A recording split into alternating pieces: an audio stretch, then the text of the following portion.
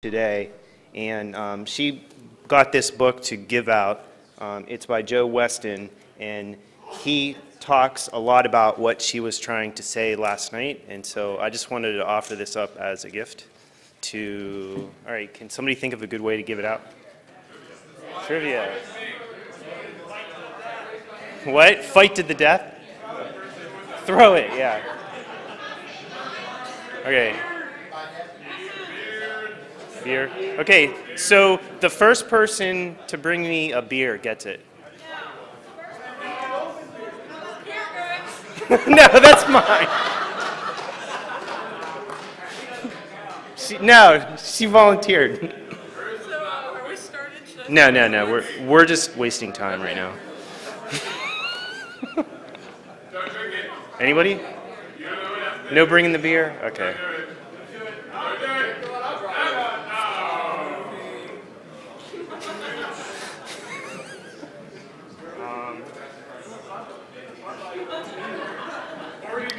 All right. So I think we're about to get started. Welcome to day 2 of the ShmooCon Flyer Talks. What? Come on, some noise, man. Come on. Do you guys only get loud when I give out free stuff? Come on. We have to spread it out a little. All right, so this is what Fire Talks are. If you were here last night, I don't want to go through it again. Does anybody have a question on what Fire Talks are? Okay, cool. All right, these are our awesome sponsors. Milton Security Group is giving away this cool-ass Parrot helicopter thing, right? And an iPod, no, excuse me, a mini iPad to go with it. So thank you, Milton.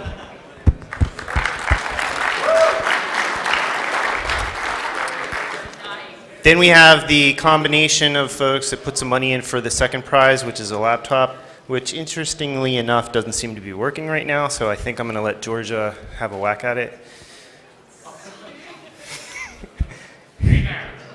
Anyway, so that was brought to you by Leverage Consulting, Lars, and Dirty Sec. Thank you.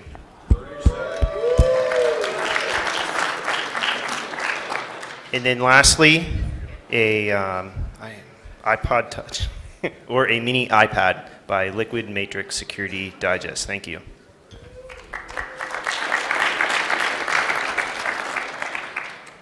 So also we are giving away some awesome gifts, and once again the consortium of Leverage Consulting, Lars, and Dirty Sec, all these t-shirts, these gifts that I'm throwing out here, thanks.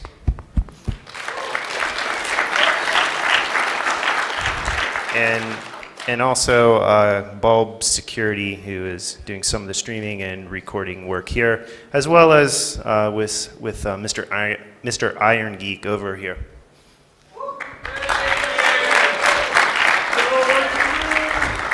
All right, so it takes a lot of time to put these things together, and these are the folks that have stepped up and really helped me out. I just wanted to give a big thank out to Jack Daniel. He helped out with sponsorship. He's also the timekeeper and with the call for paper review.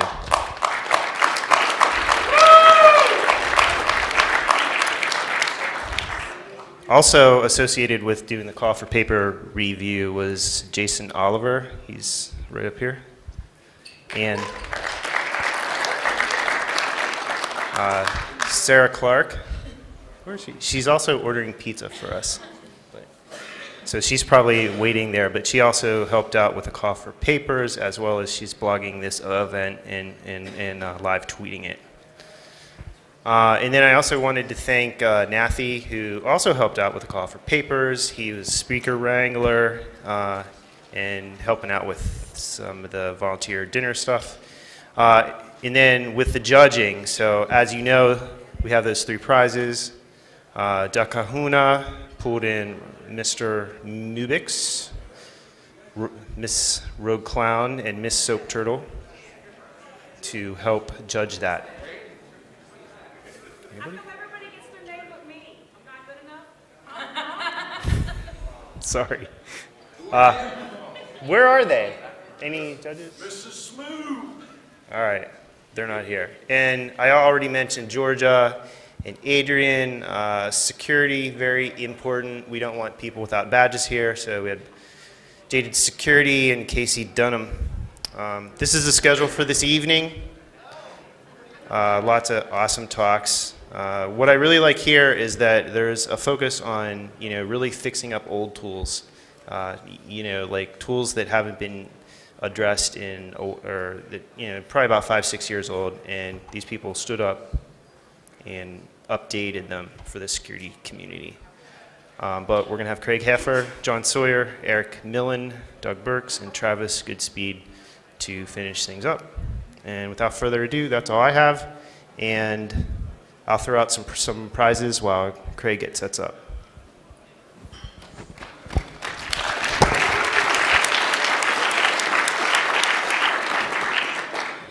People for what their boxing intro would be. And so this is what Craig passed on to me. So this is the Sultan of SWAT, the King of Crash, the Colossus of Clout. Ladies and gentlemen, please welcome Craig. You can give out a prize to whoever knows what that movie that's from, too. Right.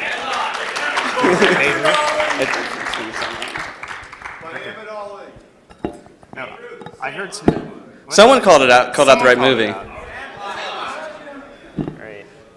I've heard like a bunch of people in this general area, so I'll just lob it. There we go. All right, so I'm Craig Hefner. I work as a security researcher for Tactical Network Solutions. And if you haven't already heard about the WPS vulnerability that was released last month, yeah, it's still last month now, I'm going to talk about it today.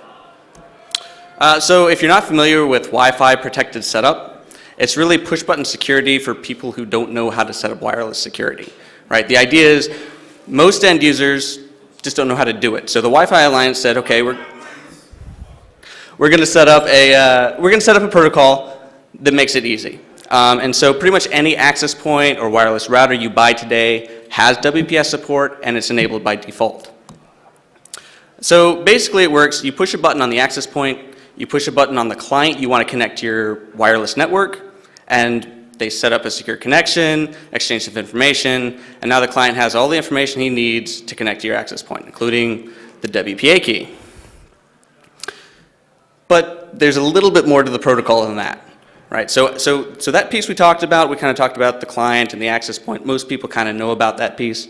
There's kind of this third party that's a little bit hidden, and that's the registrar. So the registrar actually is the entity that handles the WPS transactions with the client. And usually that's the access point. The access point has a registrar inside it, so they're one and the same. But the protocol specifies that an access point has to support external registrars too. So a registrar is, like I said, the one that handles all the WPS transactions. So in order to do that, the registrar has to know what the WPA key is, what the SSID is, so that he can authenticate clients and then give them the right settings. Alternatively, registrars can reconfigure wireless settings on access points. So let's say we want to become a registrar. Well, in order to become a registrar, you have to know the access point's PIN number. So this is obviously for security. You don't want just anyone coming along and becoming a registrar on your network. It can be done over 802.11, so it can be done wirelessly, and there's no user interaction required. Unlike adding a client where you have to push a button, there's no user interaction to add a registrar. So if you want to, say, guess WPS pins in order to become a registrar, well, they're 8 digits long. The last digit is a checksum, so you really only have to brute force 7 digits. But that's still 10 million possible pins, and the WPS protocol actually is, for the most part, really well implemented. They took a lot of time to work out the protocol and prevent a lot of different types of attacks, including offline brute force attacks. So you really only have the option of doing an active attack. However, if you look at the spec, there's a section that talks about splitting passwords. And that's probably bad. So basically, the WPS is landman for wireless. They take the pin, they cut it in half, and they authenticate each half individually. So instead of having to brute force a 7-digit PIN, you brute force one 4-digit PIN and one 3-digit PIN, which leaves you with 11,000 possible combinations. And practically, you can only really do one PIN attempt per second because a lot of access points don't really have a lot of processing power, but still that only takes 3 hours. So in 3 hours, you get the access point's PIN, and then the access point will give you the WPA key. It's fun. So it actually gets a little worse when you start looking at actual implementation flaws. So the protocol itself is obviously not securely implemented, right? But that's the protocol spec. Some ISPs, who will go unnamed, there's a nice big one in Switzerland, actually set the same PIN for all of the routers that they give to all of their customers. So you just say, hey, this is the PIN, and now you can get everybody's WPA key. So I wrote Reaver, which, much like a honey badger, just doesn't give a fuck about your wireless security. I was watching that video last night, so I had to add that in the slides. Basically, it's going to run through all the possible PIN combinations, starting with those very popular PINs, obviously, and then it's just going to walk through every one, and basically it's going to go through and it's going to say, hey, is this first half of the PIN right? And the router will say, no, it's not. Okay. Well, is this one right? No. Is this one right? Yes. Oh, good. We got the first half. And then it goes on to working on the second half. Hey, is this second half of the PIN right? No. Is this second half of the PIN right? Yes. Oh, well, now we have the first half of the PIN and the second half of the PIN, and then we say, okay, give us your settings. And it'll print out the pre-shared key for, or rather the key for the network, as well as the SSID. And it typically takes, it depends on the access point, but it takes anywhere from 3 to 10 hours to do this. And it is an active attack, but you can pause it and come back and resume. And 3 to 10 hours for a WPA key, to put that in perspective, is really good.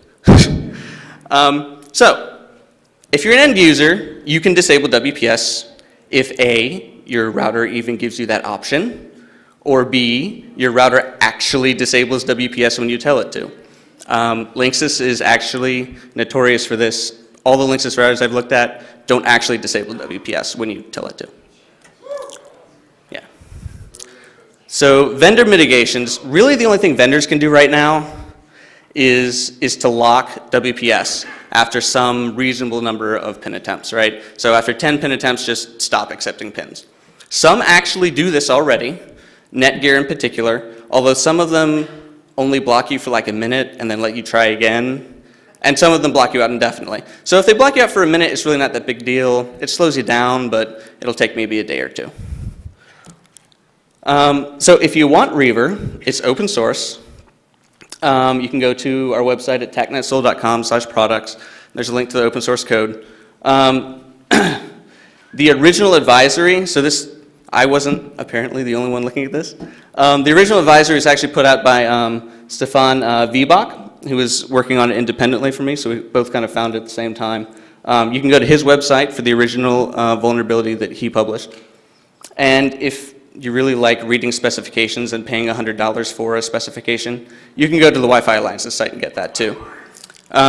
We also actually have, if you want to support my children and make sure they can eat, we have a pro version of Reaver, which is a nice little embedded box you just connect to. It's got a little web interface on it, and that's on our site also.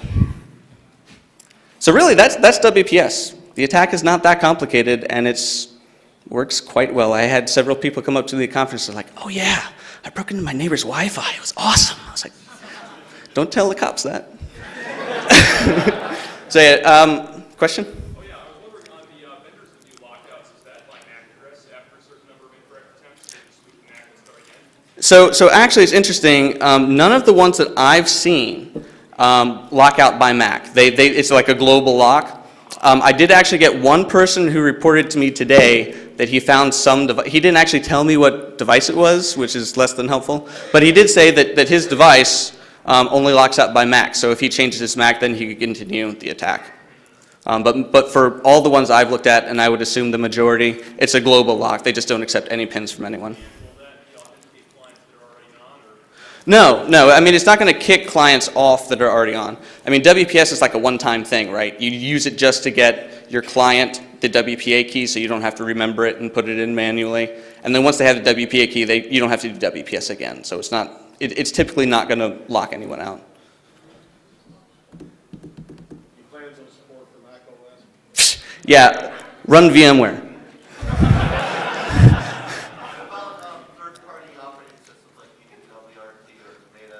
So DDWRT, Tomato, and OpenWrt do not support WPS. Well, so there is a version of DDWRT that runs on the Buffalo that they specifically made for Buffalo routers, and they do support a version of WPS. I have not tested that, so I don't know. But if you just like grab the open source stuff from the website, it doesn't have WPS support. Yeah, the Airport Extremes don't. They have like their own setup thing. They don't support WPS. What about MiFi's? MiFi's do support WPS. And that's all I'll say about that.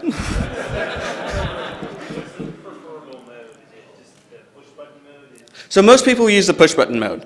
But again, we're not really attacking the push button mode. We're attacking like the registrar feature. So it doesn't really matter if you even use WPS. So you can set up a WPA key manually, but as long as WPS is still enabled, it'll just give us whatever WPA key you set on the access point. So. There's one brand of Cisco will tell you WPS is disabled, but it's not. Oh yeah, there are some that will, so some are a little tricky. Some will say WPS is disabled and it's not really. Some will say that they've locked WPS, but they don't actually lock it. Some will say they lock WPS, they'll act like they don't lock it, but they'll always respond saying you got the wrong pin even if you got the right pin. So there are definitely some weird implementation things in there that you have to take into account. And there's a bunch of like crazy options in Reaver, like the options list is forever long, and that's because I ran into all these weird things. You just have to play around with the options and find which one works. Which we have a nice database if you pay for the pro version and support my children.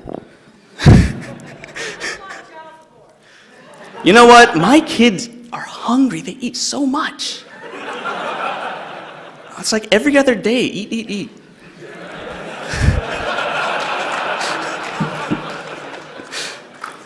And any other questions?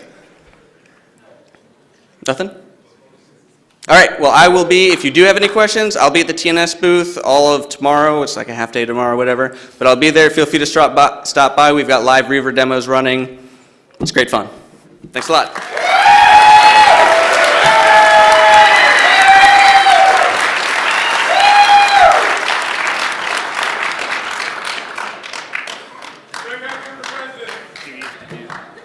Oh, I get to throw one? Yeah. Who really wants a t-shirt?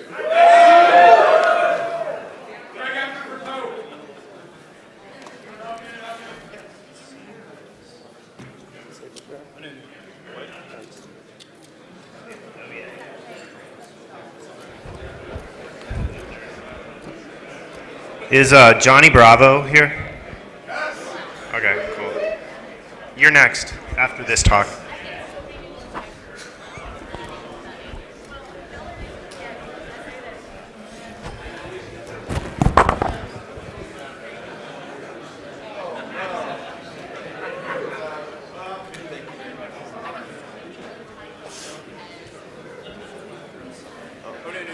Oh, I'm next after that.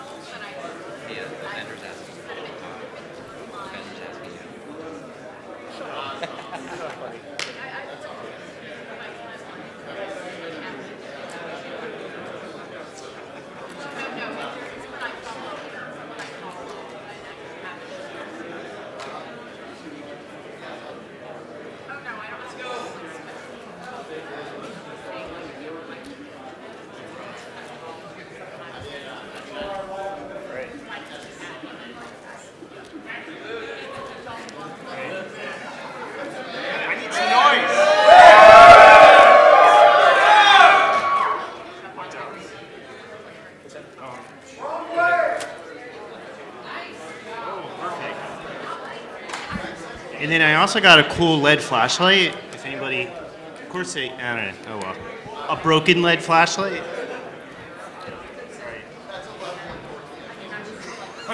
Hold on.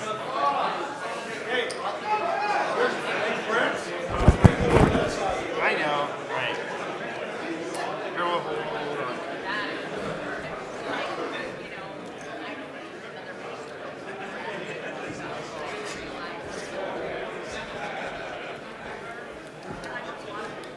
Okay, another one over here.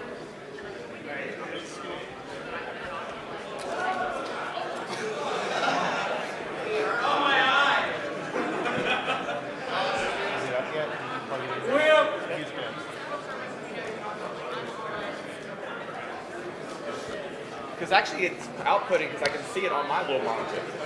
But the thing is, what was the 768? There we go. Is it up?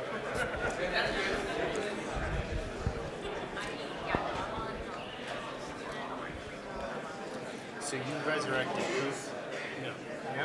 Check. It was. No, actually,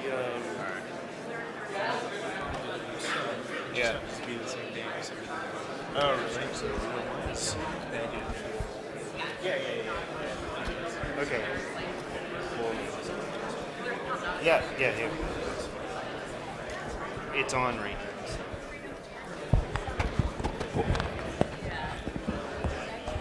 So do you prefer Eric or John? No, it's John. John's right. Oh, I thought it was Eric.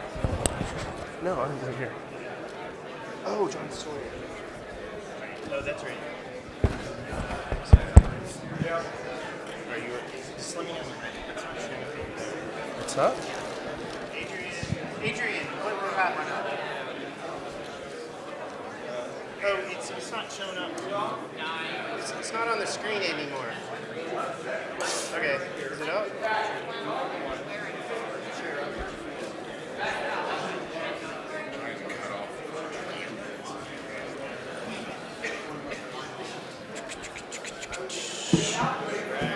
Are we good? Consistent? What's up, man?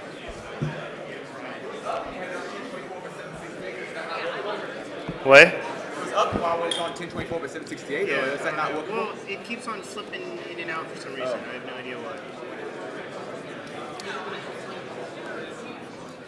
We're like way ahead of schedule. Is an Apple user friendly?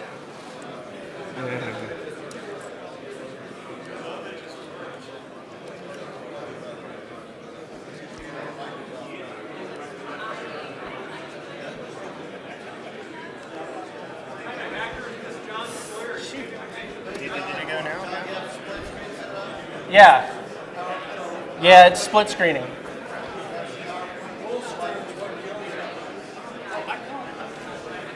How do you? You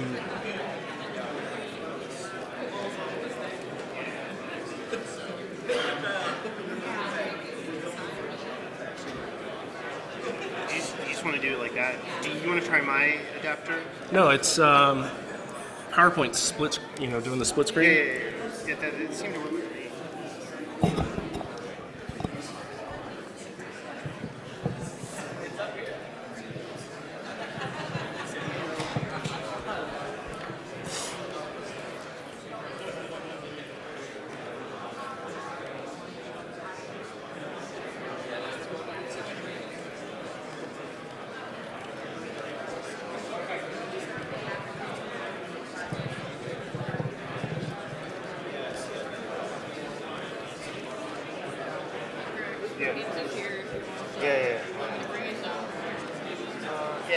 I'm gonna go after.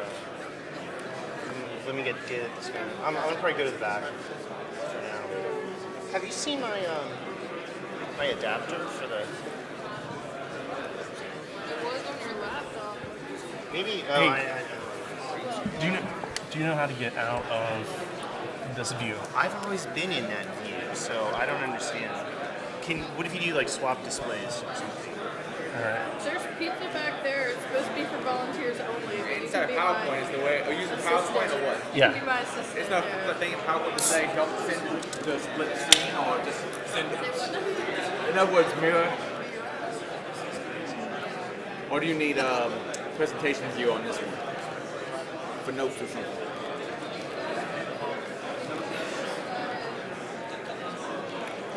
Also, in my I know in PowerPoint Windows you can set what resolution it's displayed at. Can you do it like non-screen? You know, just do it like that. Sure. Or something. I don't know. I mean, it kind of sucks, but This is. it's not. It shows, but then as soon as he goes into. While we fix this, maybe like a few things here, but we have the cool glow-in-the-dark stickers. Now, these do not go far, so if you want it, you're going to have to run up to the front of the room. So, see, it doesn't. No, nothing. You have to give it up, man. Yeah, we can do that. Hold on. Is it not going up? See, I'm not sure where it is. I'm pretty sure I know what it is in Windows. I thought there was a setting in there you can say display at this resolution, but I'm not seeing. Swap with me in the next guy? All right. Who's the next? Where is he? Is that possible?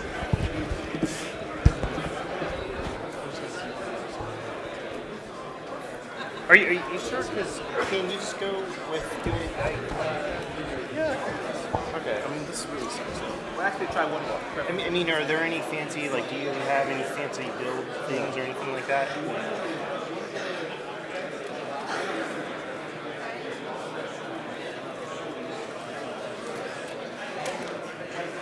I find that incredibly frustrating. Format. I know. I don't know. We're not looking at it for quite a while. I've heard it. We're gonna just keep it like that. Is that cool? Sorry. Alright. Sorry, just had a few technical difficulties there. Very, very odd, but for some reason it doesn't work in presentation mode. This is John Sawyer, and his boxing intro is the Packet Monkey from CTF, Team First in Guardian's Pen Testing Ace, the Pwnage. Everybody welcome John Sawyer.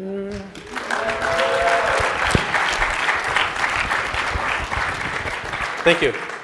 So, he mentioned, Team Last Place. I used to do a lot of Packet Monkey work for, Atlas over there with Team Last Place and DEF CON doing CTF.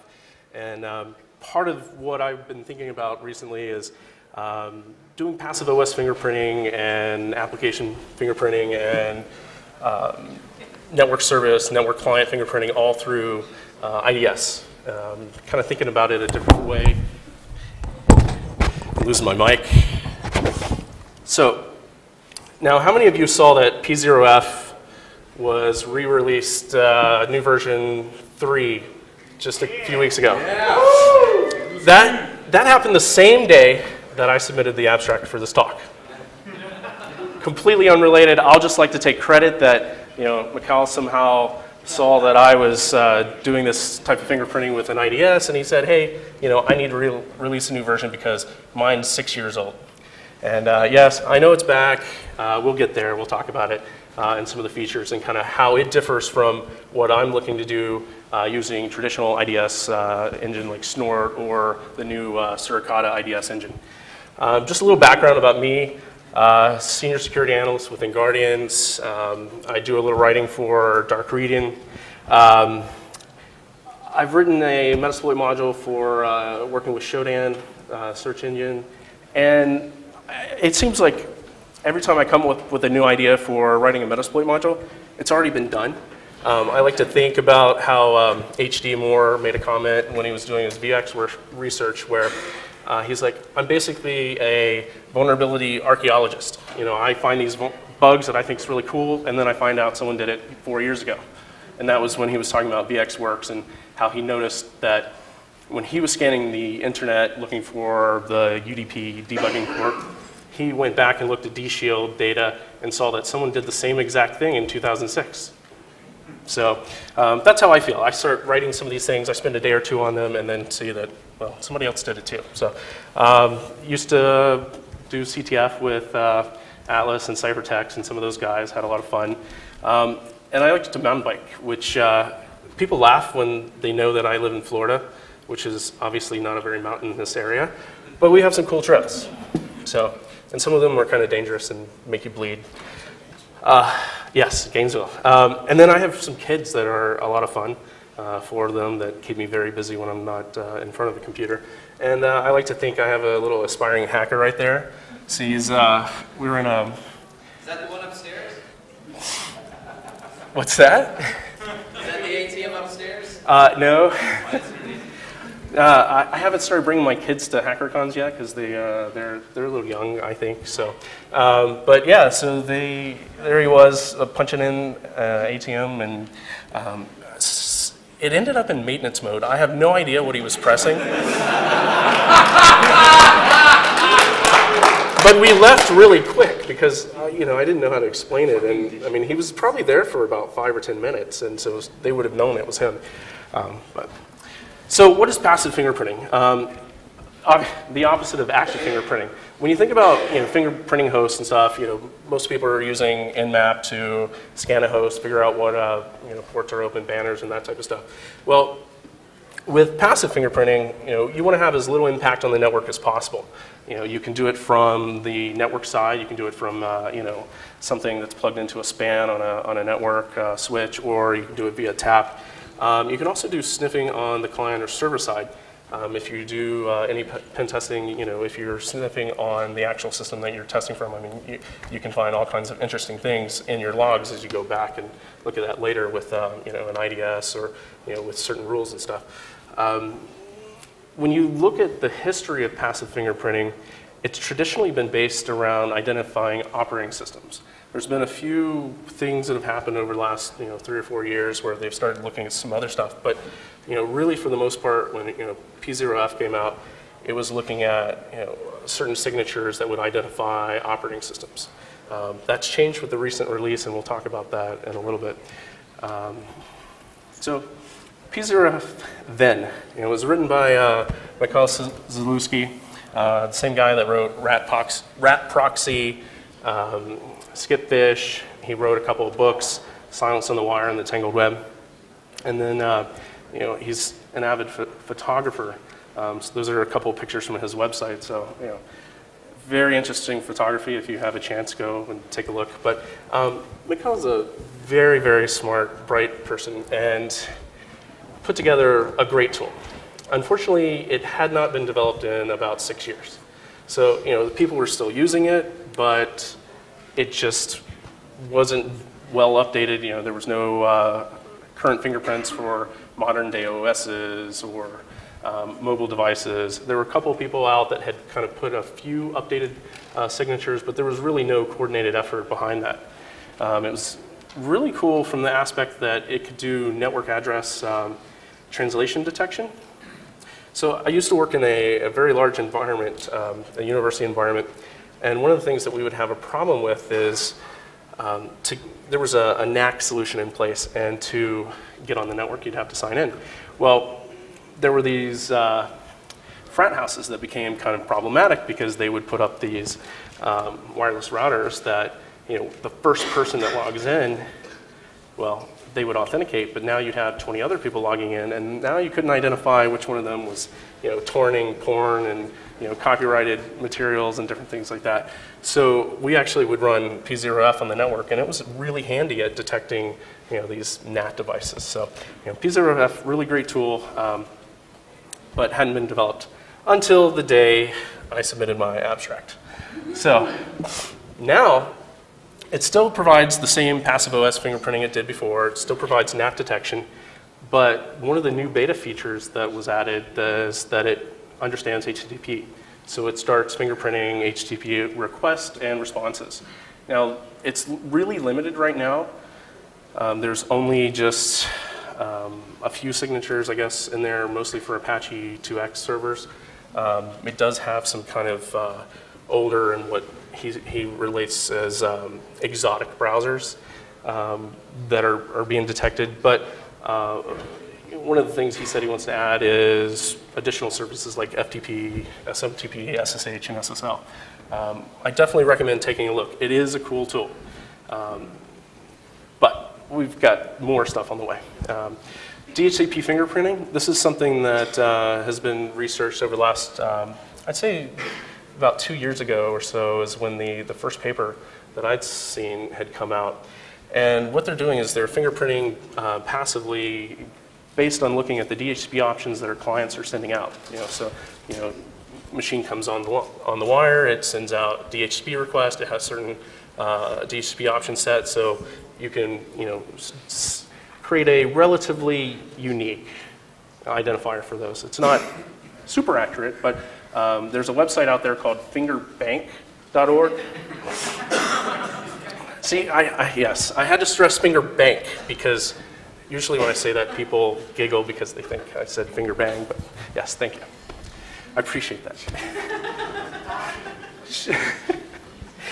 There's a couple of tools that are using the FingerBank DHCP fingerprinting database, Packet Fence, Network Miner, and Satori. Prads. Prads is another passive OS fingerprinting tool out there.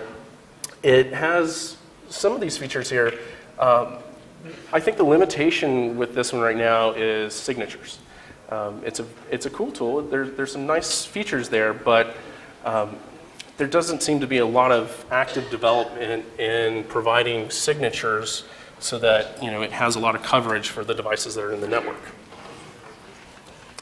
And then there's some commercial tools with passive capabilities, and these are really interesting because what I like about the commercial tools that are out there is they provide kind of more depth to what you can do with passively. They actually identify vulnerabilities. So there's nothing in the open source world that really does passive vulnerability detection. There's some cool commercial tools, yes, they do it, but no one's really kind of delved into that area passively, in the open source world. So I'm blaming Josh Wright for this project. Josh Wright is an awesome guy. I used to work with him at InGuardians before he left to go write a wireless security course. And he had sent out an email beginning of December that said, we need an extreme makeover for passive fingerprinting. There's problems where companies can't keep up with their growing environment. There's all these mobile devices that are being introduced. We have companies that are adopting multi-platform, everything from Mac to Linux and their traditional Windows systems. P0F hasn't been updated in 6 years until now. And there's these cool commercial tools out there, but there's nothing in the open source world. So I talked to Josh for a bit. I talked to, I think DigiNinja's around here somewhere. I talked to him a little bit. And trying to decide what's kind of the best approach. And for me, I spent a lot of time in the defense world doing IDS, incident response. And so for me, it just kind of made sense. Why rewrite a tool? Why not leverage the capabilities that Snort and the new Suricata IDS engine have? I mean, they're already designed to tear apart packets and designed for you to write signatures for them. And the signatures are really easy. I mean, well, they can get complex, but for the most part, a lot of people understand Snort signatures. They know how to write Snort signatures. So it just kind of seems to make sense to build something around using a common language and leverage that community.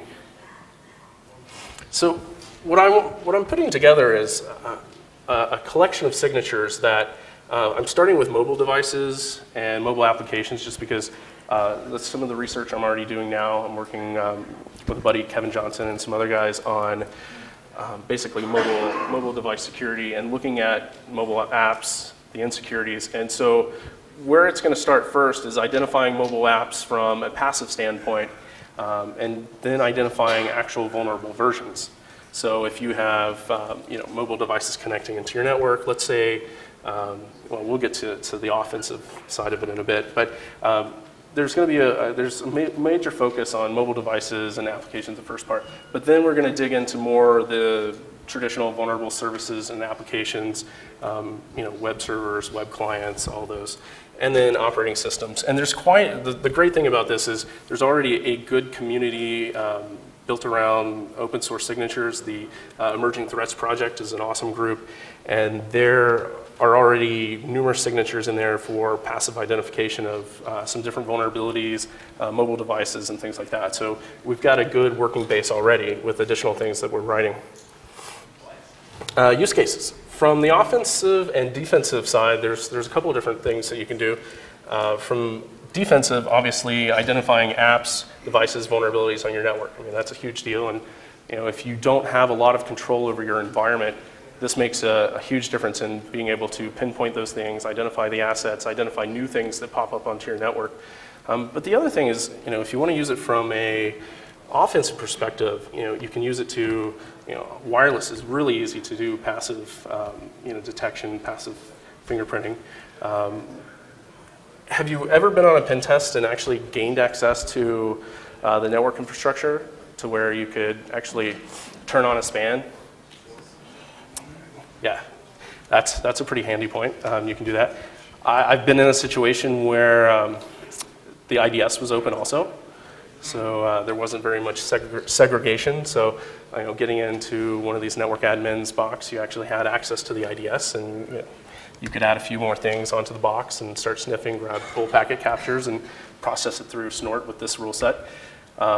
Vulnerability research. Again, there's a big focus on mobile app security, mobile device security. So, running this through, a proxy or gateway and pulling all the packets and then parsing it through, you have that ability to kind of dig in and find some of those things that you didn't know were leaking data out. Something that's sending out information via, HTTP basic. And then, looking at distribution of this, it's going to be open source. You can, if you're already using Snort or Surkai in your environment, you can use it as an additional rule source if you want, or you can run it side by side. It's no problem running multiple instances of Snort on a box. I mean, when we were in the university to deal with the 10 gig links, we would leverage multiple instances of Snort with different subnets that they were broken up to actually increase performance. And then we want to contribute back to the Emerging Threats project. I got a buddy that's working with me right now who is already one of the top contributors to ET, and he also has access to a very, very large network that we're able to pull a lot of sources of data from and actually create these fingerprints. So, and then that's about it. Subtle hit. So, thank you. If you have any questions, feel free to come up to me. I'm out of time, and that's it. I want to thank all these wonderful people.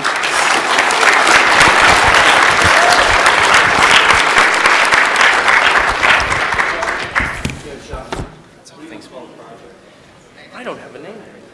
Damn you, outsource it. Actually, I am interested in getting feedback on a name.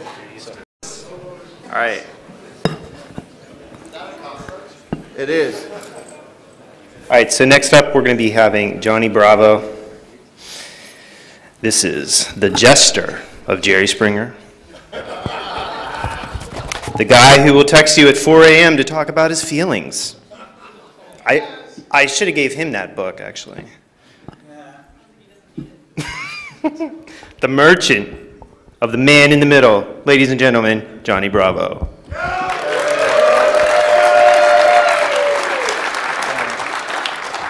Mic check, 1, 2. Are we good? All right, cool. How you guys doing today? So just want to let you guys know I'm pretty nervous, so if I puke or pee myself, I apologize in advance. But it'll make for great comedy. So, and video, absolutely. So this talk is about the resurrection of Ettercap. Originally it was going to be called Resurrection. It's not just for Jesus anymore, but that got shot down. So we just went with resurrecting Ettercap, and it's really more of a story of how a no-name douchebag like me just basically took over one of the most beloved, projects in pen testing, and it's really going to go through just some of my communications with the lore and basically how we got to where we're at and where we're going to go. So, who am I? My name's Eric Milam. I'm a senior security consultant for Accuvant Labs. On the Twitters, I'm Bravo Hacks, and IRC, I'm known as Johnny Bravo. As I was saying, the Greg Brady Johnny Bravo, you can tell by looking at me, I'm definitely not the cartoon Johnny Bravo. You know, I am pretty. So I just wanted a couple call outs first. Of course, Hackers for Charity. Please give to Hackers for Charity. Total inspiration to me in my career, in my life. Pure hate, Johannes Martin Boss sitting there. He's my brother from another mother. We do a bunch of pen tests together, and basically I sleep, he does the work, and then I take the credit at the end. So definitely want to call out Johnny Long, again, an inspiration. And he sent me an email this summer, which unknowingly gave me the confidence and to do something like this. So thank you, Johnny. I appreciate that. I was the guy running around fanboying out at the office that Johnny Long had just emailed me. So. And then Jason Street, he's my boy. He gave me the pep talk for this. He basically told me I was going to suck, but that was okay because everybody sucks and everybody's their hardest critic. So thank you very much. I appreciate it. I love that guy. So the topics we're going to cover, easy creds, Ettercap, the 073 versus the 2.6.39-4 kernel that came out in Backtrack 5R1, communications with Allure and Naga, the release of Ettercap 074 Lazarus, and the future of the tool. Some of the things we got planned that we want to do, and hopefully you guys can give us more ideas and get us going. So easy creds. Easy creds was just a simple bash script that I wrote that basically is really a wrapper for a lot of other man-in-the-middle tools I use during a pen test. It loads up Ettercap as pretty much its anchor or its core.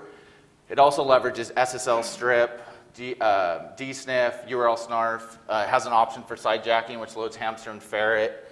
And then it also has other attacks, wireless attacks. It's got you can build a fake AP, it's got an evil twin AP, it's got the Karmeta split attack, as well as I added MDK3 to DOS people off the network so they can connect to your fake AP.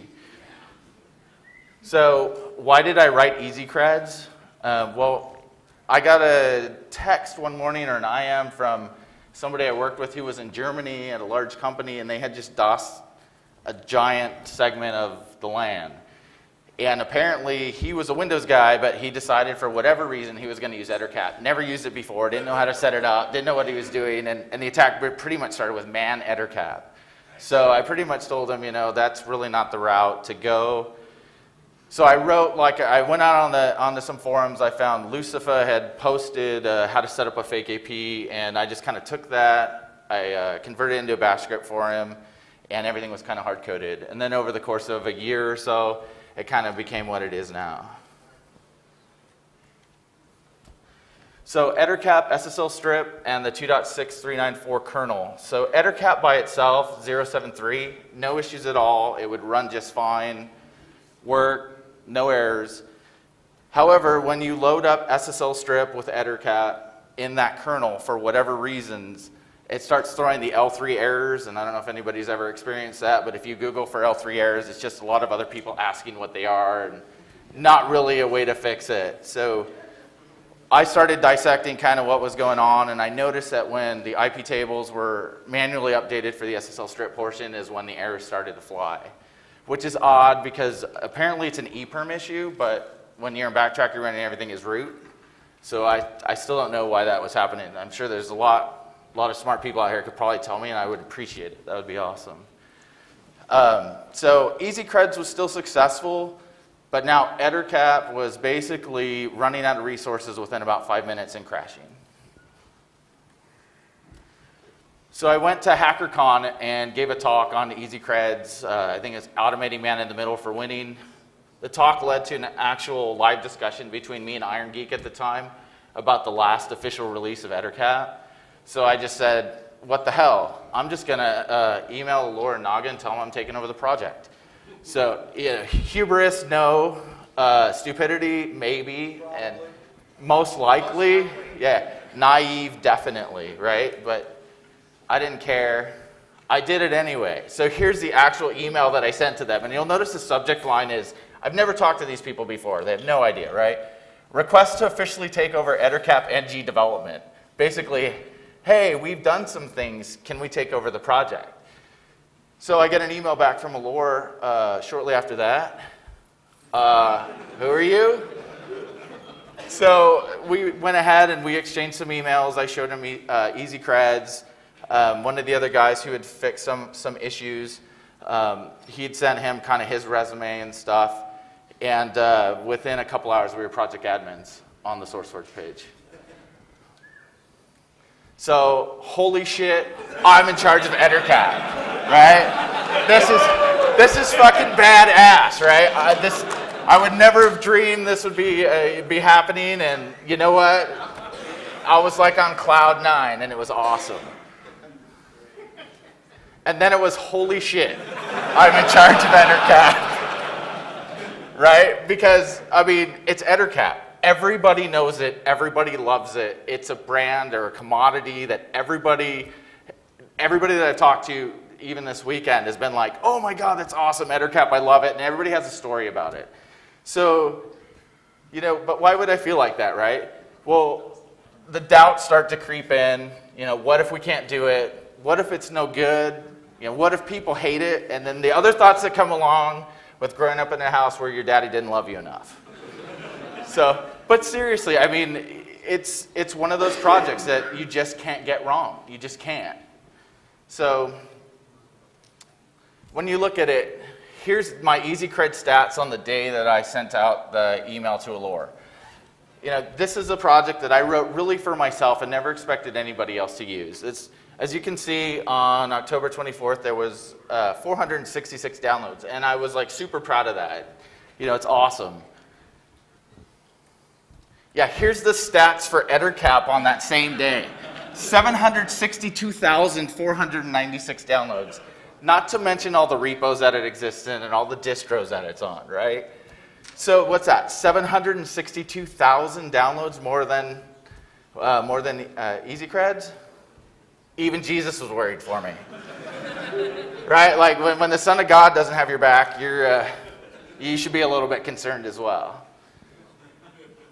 But you know what? We did it. And on December 4th of 2011, 074 Lazarus was released with the full support of Allure and Naga. They wrote a really nice passing of the torch. And, you know, we got t-shirts made, so we know that it's an actual official project. Because a project isn't a project without a t-shirt, right? So zero. That's not going to happen. Yeah. So 074 Lazarus, what it really was is it was largely bug fixes and code cleanup. This was really at the request of Allure and Naga because we came in and we're like, we want to do all this stuff. And, you know, what do you think? And basically he said, hey, why don't you slow down? Let's just fix what's there first. And then we can think about what we want to do after that. We can start putting stuff together, you know. You guys can do whatever you want. You know, I asked him, you know, how much do you want to be involved? And he said, it's your baby now. You know, we're passing it over to you. You go ahead and go for it. So one of the things that he did say was it's got to compile on Lion, which if anybody actually pulled the first push of, if anybody pulled the first push of the file, I pushed the wrong version, so it couldn't compile. But I didn't tell anybody for about 2 hours. So. But the cool thing, you know, there was no more L3 errors, no more resource exhaustion. Like I said, we cleaned up a lot of the code. We just tried to make sure that it was as good as we can get it. There's definitely still some issues that we want to work through. There, you know, a couple of bugs that come up, but for the most part, we got it out there. We got people talking about it again, and of course, I was on Google every day, seeing who was talking about it, and I was really blown away at the excitement of people. So 075, assimilation, and that's the only thing I'm really part of the project for is to give these things names. So Lazarus was my idea, and assimilation, it actually comes from Pwnage's, basically taking the external world, internalizing it, and taking it over. Thanks. We've already coded these things that are here. We've got the NBNS spoofing, which is going to be new. I reached out to Moxie and said, hey, we're thinking about including an SSLStrip functionality built into it. And you know, he kind of, I don't know if he gave us his blessing, but he let us know it was okay. So multiple filter loading, IPv6 support, and other things that are definitely in the works, like a VoIP dissector of some kind. And We'd like to really do an agent dropper that'll go out, and so you can poison other broadcast domains. But we actually started talking about a major release, and I'm way more excited about this because we got some things that are cooking if we can really pull them off. You know, not just bug fixes. We really want to go to the next level. We don't just want to keep adding on to what's there. What we'd like to do is really Ettercap at its core is a router, and Ettercap becoming a tool for malicious routing, building a new kernel architecture, building an API, building an extension framework so that it has a core that runs, that's self-aware, that can look at its resources, it can drop communications if it needs to, if it's getting overwhelmed. The cool thing is, I'm sorry? Okay, yeah, so after all this we can talk, and I definitely want feedback from the community because we want to make this for you guys. So, but what we're doing is the extension framework is basically you can just write whatever modules you want and plug it right into Ettercap. So it's not this all-encompassed thing. You can basically, anybody can write whatever they need to for whatever network they're in within Python or Perl or something and just plug it right in and it'll work with it. A current team, lead developer, Emilio Escobar, sick mind, zero chaos if he ever pushes any code.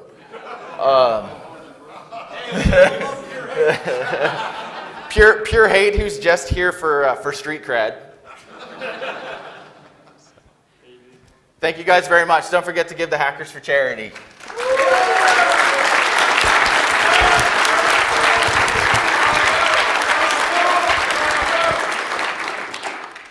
Wait, I still have questions. We can talk about that outside.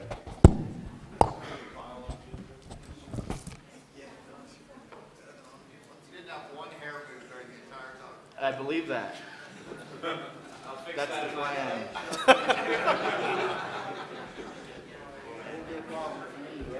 I used to have hair like this guy, and then I should. This is by Doug Burks. He's going to be talking about the Security Onion. I've been reading a lot about this tool. It looks awesome. Good stuff or bad stuff? Good stuff. Okay. Awesome.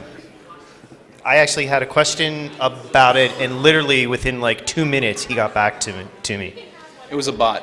Yeah, it was a bot. Okay, so ladies and gentlemen, he used to be a heavyweight at 230 pounds. Wow. He went on that Atkins diet, man. Now, just a light heavyweight at 175, hailing from Augusta, Georgia, home of the Masters, a master of network security monitoring, Doug Burks. Thank you, thank you, thank you, thank you. How's everybody doing tonight? You having fun? Everybody enjoying ShmooCon? Excellent, excellent. So, as he said, I am Doug Burks, and tonight I'm going to be talking about Security Onion. And so this is not related to last night's talk, Security is like an onion. So this will not make you cry, although it may make you cry tears of joy because it saves you so much time and effort. So we'll see. So a little bit about me. I'm a Christian. I'm a husband and a father. I am a SANS GSE and community instructor. I work for a little company called Mandiant, and oh, by the way, we're hiring. We're a great company, so if you're interested, come talk to me later. Always hiring. Absolutely. You can find me on Twitter at Doug Burks, and if you feel like live tweeting tonight's presentation, you can use #SecurityOnion. Creative, I know. Okay, so I could talk about Security Onion for like hours on end, but I only have like 15 minutes. So in the immortal words of Jerry Reed from Smokey and the Bandit, we got a long way to go, but a short time to get there. So you folks got to listen quickly. I'm not going to sing that. Would you like to? Oh. There you go. Okay, so let's talk about establishing the needs. So how many people here are responsible for defending a network in some way, shape, or form? Good number of people. Okay, so how many people have a home network and you're just like interested in seeing what's going on your network, maybe looking at the traffic on your cable modem or whatever? Okay, cool. How many people are just drunk and you're going to heckle me for not exploiting anything? Okay, we got a few hands. Okay. Well, just keep the heckling to a low roar, okay? Excellent, excellent. Okay, so feel the pain. So I know a lot of people said they were responsible for defending a network. So how many people have real true experience with IDS? Commercial or homegrown? So commercial? Okay, good number of folks. How many people have rolled their own homegrown sensors? You built Snort or Suricata or something? Okay, so how long did it take you to roll that sensor? A week?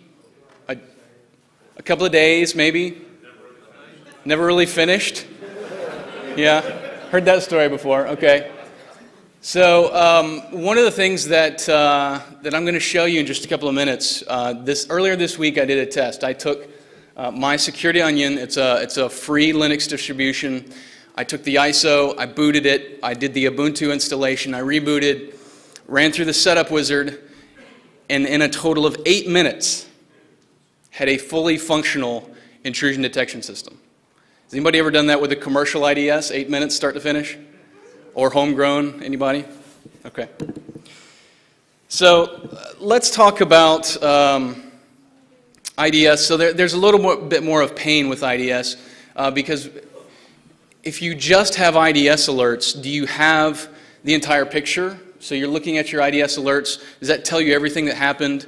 Or is it just a snapshot in time and you don't know exactly what happened before the alert or after the alert? Right, so you see the alert and then you're going to have to go do some forensics or some investigation on the machine to figure out what's going on. So really what we're looking for with Security Onion is network security monitoring. So with NSM, we take IDS alerts and we add a whole bunch of other data to the mix.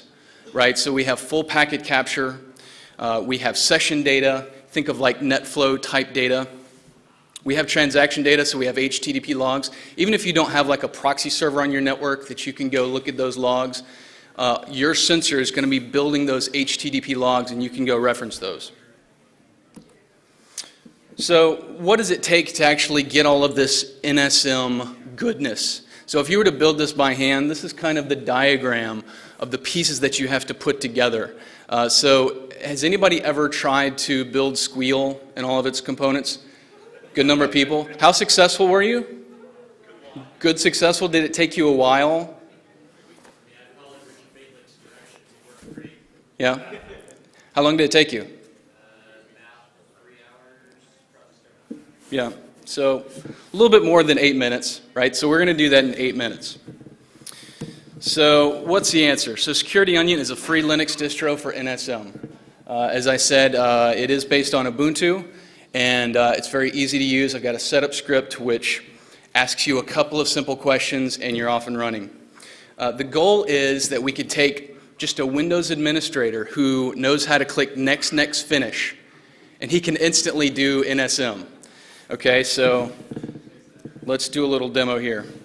So this is Security Onion. So for the purposes of time, with the magic of television and a little bit of virtualization, we've already done the installation, the Ubuntu installation. We're going to run through the setup wizard. Let's hope that the demo goes well. Okay, so welcome to Security Onion setup. We're going to say yes, we want to continue. We want to choose quick setup because we don't have a lot of time, right? So all we have to do is put in what we want our username to be. I'm going to be creative and use my name. What's your email address? And a password. Okay, so it's collected all the information it needs. It's now going to configure all of the individual services automatically. So we say yes, proceed with the changes. And this will take about 2 minutes. So I said before 8 minutes. You spend about 4 minutes doing the Ubuntu installation, you reboot, and this will take a couple of minutes to configure all the processes, set the database up, and get everything running. I'll go ahead and mention we do have Snorby, which I'll show you in just a second. Snorby, has anybody seen Snorby, played with it? A few people? So Snorby is pretty cool. It's sexy. It's Web 2.0, Ajax, Ruby on Rails. It's buzzword compliant. You got to love that. All right? What does it do? So it's a web interface for your IDS alerts. Okay, so I'm actually going to show you 3 different interfaces, ways that you can look at the IDS alerts that you have coming out of the system. Okay, so we're done. Security Onion setup is now complete.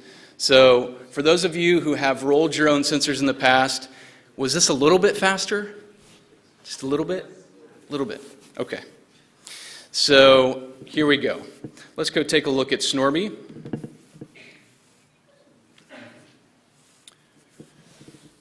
So it does take a second to initialize. Don't do it, it's evil. All right, so we use the credentials that we gave it earlier.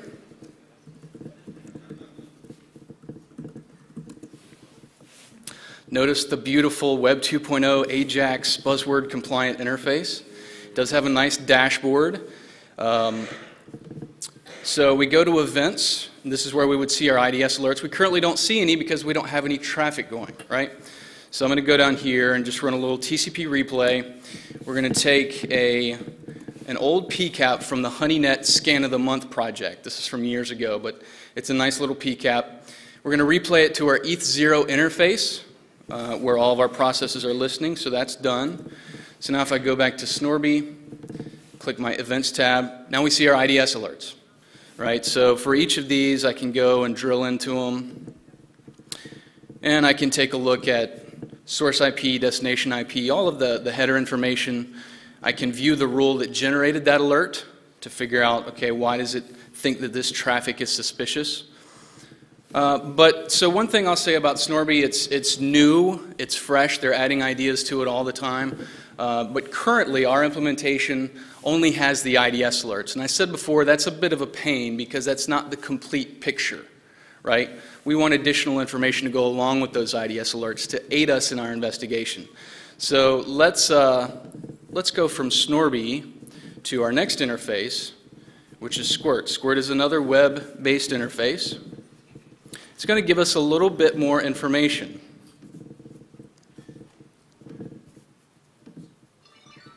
So we're going to log in. Notice that it does kind of look, it's got a dashboard just like Snorby did, so it shows you some good information up front. One thing to notice here is that I said that Snorby only shows you IDS alerts, so it was only getting information from Snort, right? But with Squirt, we're seeing other agents like SANCP, the connection profiler, so we're getting session data, PADS, the passive asset detection system, so we're doing some passive fingerprinting there, and OSEC, a host-based intrusion detection system. So all these services are automatically running, and they're all reporting back information that they're seeing on the network. We can go across the top here and click signatures. We've got nice, pretty graphs to look at the alerts in aggregate. Click on the IP tab and see some nice, pretty graphs that you can use for drilling into the data. If we had an internet connection, we could do geo-IP lookups for the source and destination IP addresses.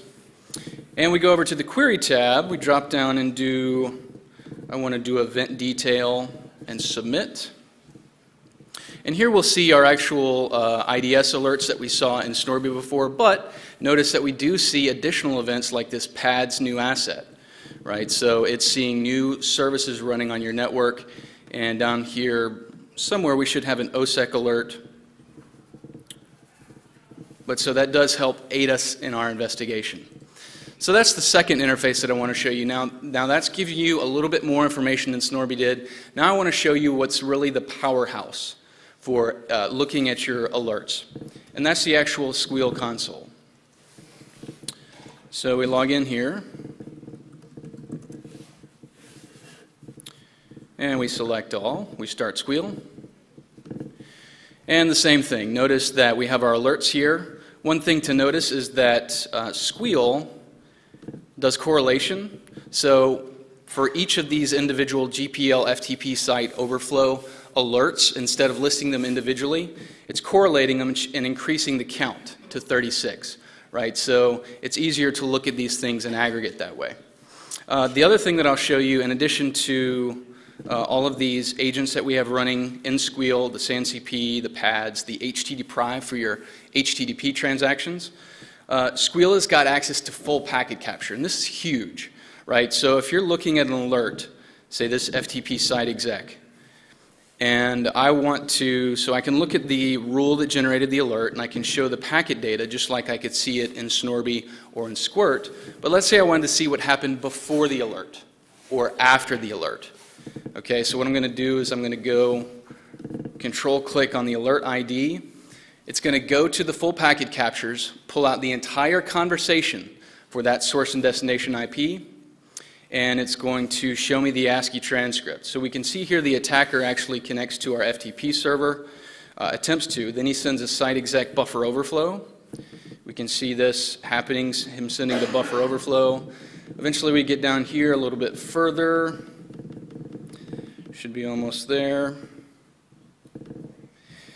Here we see the attacker sends bin sh. Then he sends the ID command. We see that he is running his root. So now, do we know what happened here? Do we know if this was a successful compromise? Yes, we do. Absolutely. We know it's successful. So we can scroll down here. We can see the attacker looking through the box, seeing what's going on. And we can look all the way down at the bottom. We see him looking through directories and looking at the password file.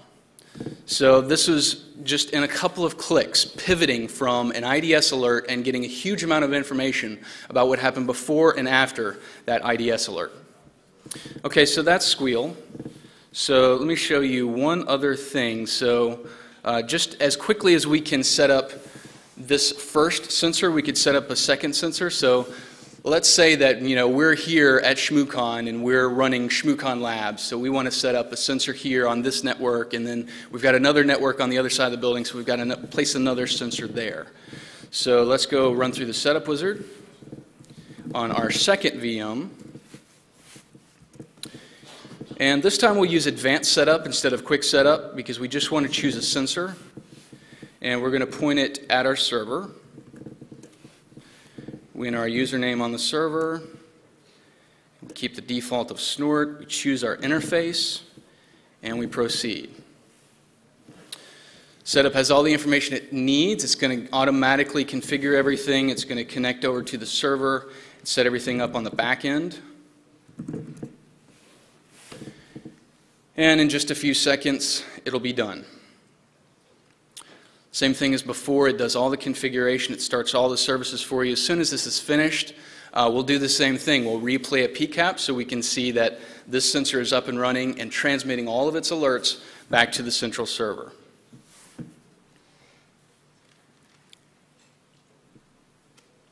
All right, that's done. So we go here, we replay our PCAP. That'll take a few seconds.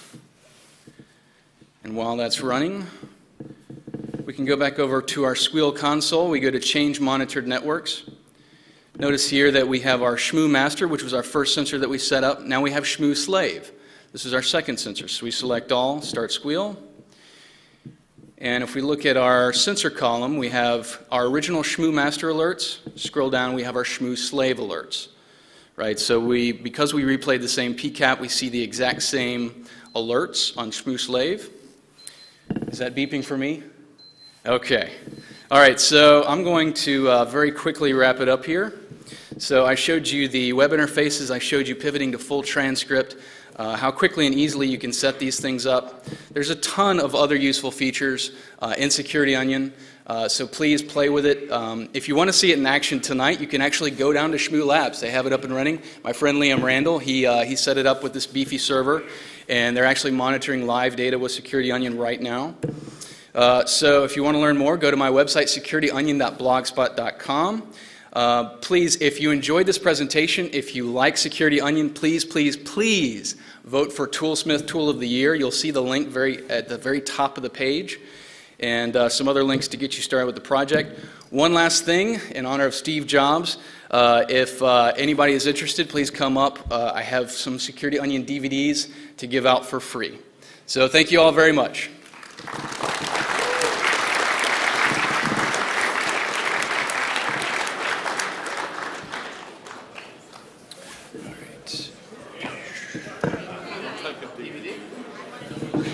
There he is. Scott's the man. Scott's got the DVDs. Look at that. All right.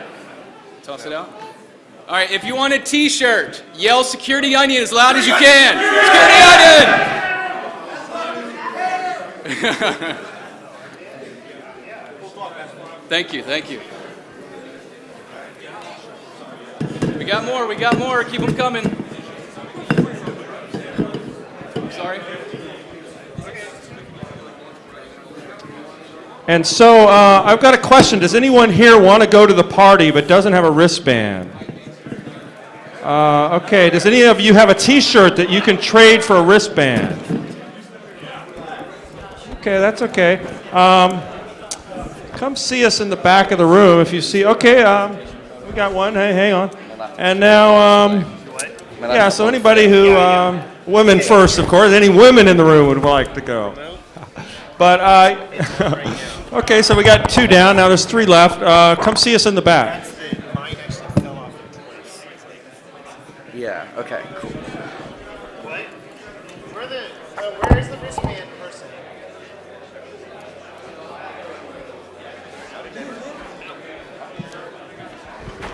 Is the wristband person? Yes. All right. Could you also hand me that bag? Dan. Kind. One IPA opened.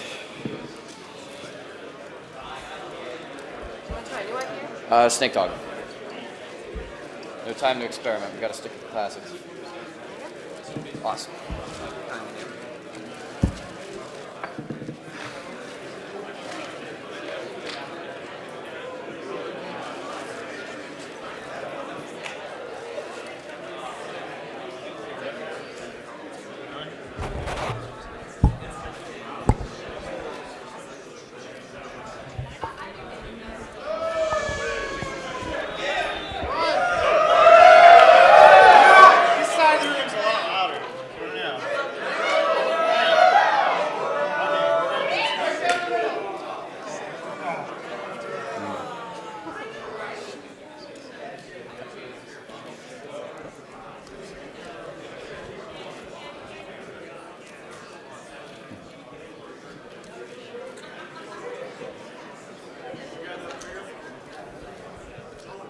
I'm good on the beer.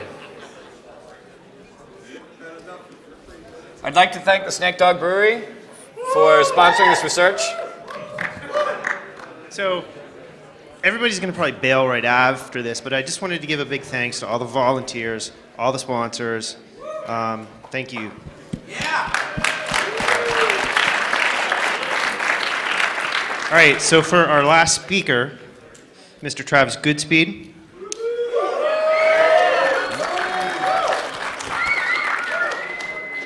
The good behind the good Fed.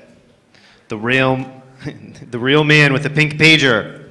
Do you have it? No. The one who puts packets in packets, Travis Goodspeed. All right. Howdy. All right, so show of hands who likes defending stuff? Get out. Who likes breaking stuff?